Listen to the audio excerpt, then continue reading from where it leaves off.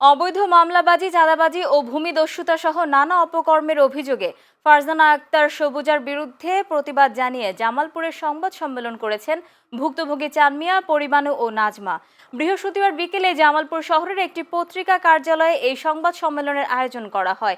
এদিকে সিরাজগঞ্জের শাহজাদপুরের রবীন্দ্র বিশ্ববিদ্যালয়ের স্থায়ী ক্যাম্পাস নির্মাণকে কেন্দ্র করে অপপ্রচারের বিরুদ্ধে সংবাদ সম্মেলন করেছে বিশ্ববিদ্যালয়ের শিক্ষক, শিক্ষার্থী ও কর্মকর্তা-কর্মচারীরা। শুক্রবার সকালে অস্থায়ী একাডেমিক ভবনের সংবাদ সম্মেলনের আয়োজন করেন তারা।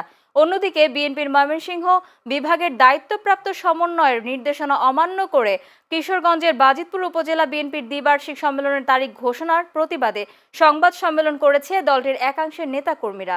শুক্রবার দুপুরে উপজেলা সদর হলরুমের সংবাদ সম্মেলনে লিখিত বক্তব্য পাঠ করেন উপজেলা বিএনপির সাবেক সহসভাপতি কাজল চেয়ারম্যান।